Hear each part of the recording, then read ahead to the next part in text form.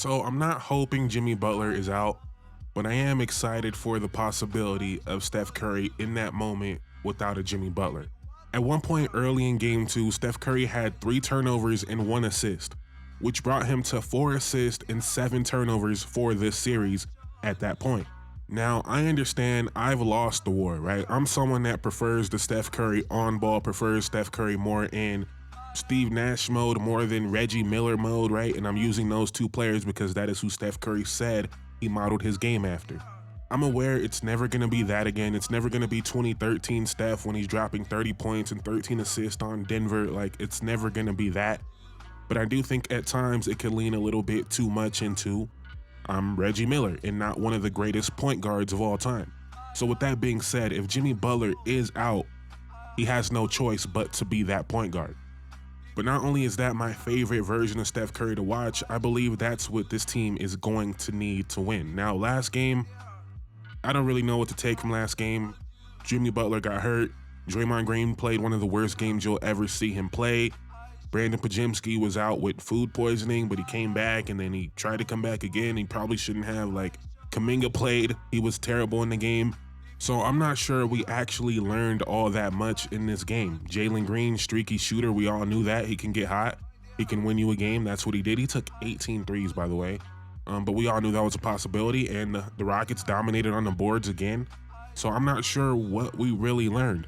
But the difference was Steph Curry had to change the way he played, and I felt like some things opened up when that actually happened. Because even though they won game one, it's not like they showed they're this superior team. It's not like they showed they can score on Houston. Houston just couldn't make their shots and couldn't make their free throws. Warriors are desperately trying to keep them out of transition. They're still doing a good job at that. So yeah, I don't think we've seen anything that's telling on how this series is going to be going forward, besides maybe Steph Curry on the ball. Now again, I understand I am fighting a losing battle. Steve Kerr, Steph Curry do not agree with me. They want Steph Curry off the ball. Again, I understand why. I get it. You don't got to explain to me how Steph Curry off ball works for his team. I get it. I get it. But when you look at this Warriors roster, you don't see a bunch of playmaking on this roster.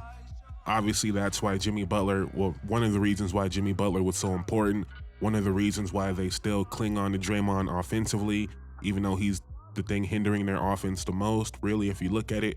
But they need players that can get Steph Curry the ball.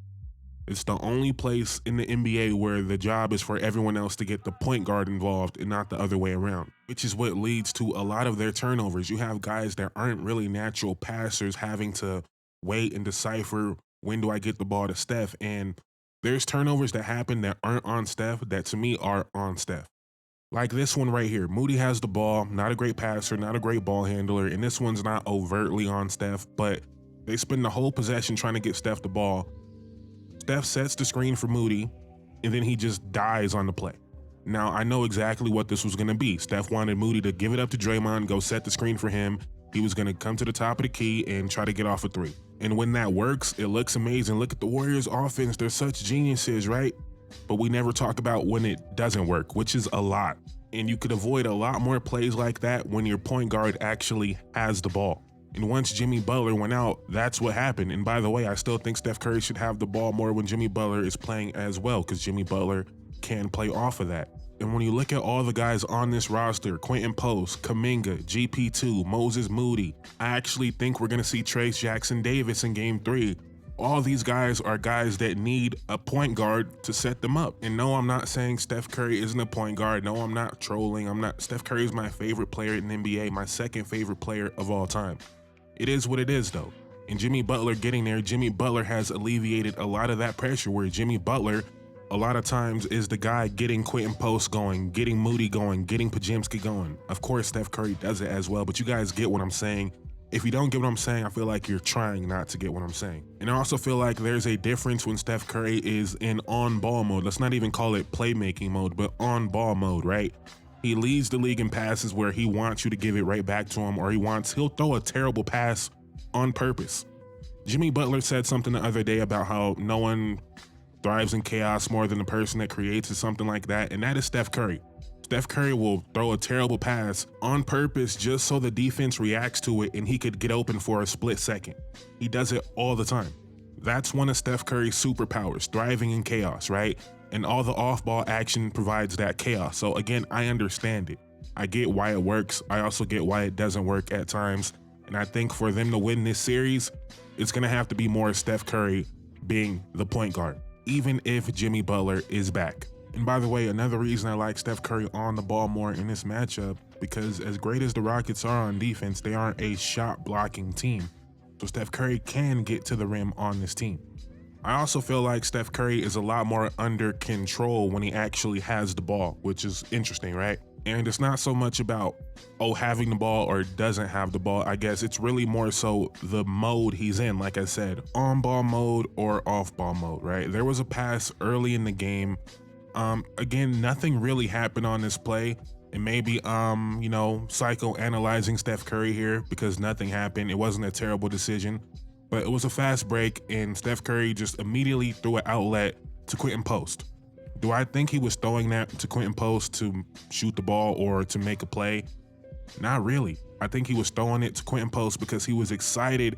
I'm gonna throw this to him and then I'm gonna get into my off-ball actions, right? And that's fine, right? I'm saying that like it's a bad thing, but that's fine.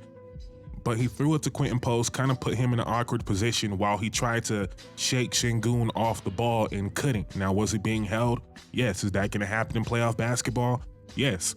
But I think Steph Curry in a mode he's gonna be in if Jimmy Butler's not playing, isn't throwing that outlet pass in the first place.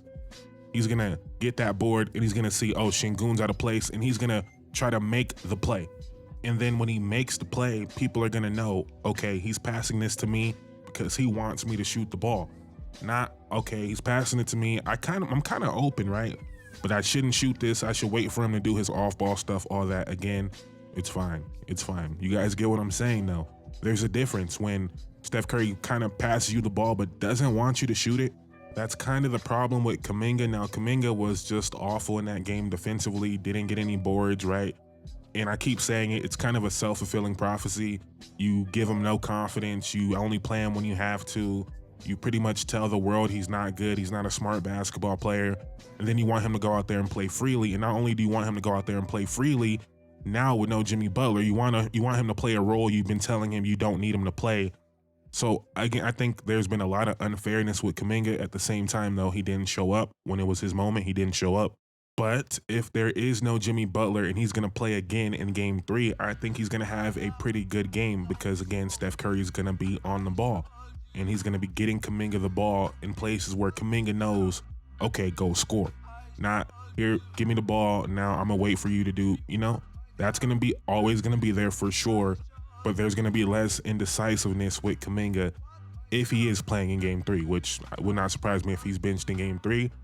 But I kind of think maybe Steve Kerr's a guy that will wait, till they're down 2-1. But I really feel like Trayce Jackson-Davis is going to be a big factor in this series. Again, if Jimmy Butler's out, because that brings another weapon for Steph Curry when he's on the ball. That gives Steph Curry a real lob threat.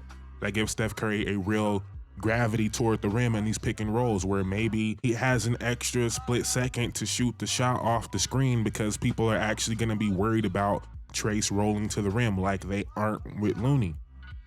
Again, brings me back to the original point. When Steph Curry's operating off ball as much as he does, yeah, you kind of need Looney out there to be that Draymond facsimile to help, with the off ball screens, all that. To, Looney's a good passer, all that. When Steph Curry's on ball, you need someone that can go dunk the ball, and Trayce can do that. He's also the best shot blocker they have on the team. Nobody is stopping Şengün right now. Draymond's getting cooked. Looney's getting cooked. Why not try Trayce out? They're getting outboarded. He's their best athlete in terms of getting boards, right? Kuminga's not grabbing boards. I think Trayce could do a lot in this series, but he actually makes more sense with Jimmy Butler out. And maybe we see Steve Kerr get crazy and play Trayce and Quentin Post together. That could be a deadly combination with Steph Curry on the ball. That elite three-point shooting with, I won't say elite finishing because Trayce is actually a bad finisher, but he is a strong athlete headed toward the rim. That could be a problem to match up with, or not a problem to match up with that, but that with Steph Curry could be a problem. But yeah, hopefully Jimmy Butler plays, and most of this is irrelevant, but I'm kind of expecting him to miss at least one game here. If they were down 0-2, maybe not, but they got the split. They're confident they could win a game 7 in Houston. I think they're going to try to get Jimmy Butler some extra rest here. That's just what I'm guessing. Hopefully that's not the case though. But let me know what you guys think is going to happen going forward in this series. I know most of you guys are going to disagree with my points about Steph Curry being on ball, but if you do disagree, tell me why you do. If you agree, tell me why you agree. Please like, comment, subscribe. It will mean the world to me. Thank you guys so much for watching. I'm out. Peace.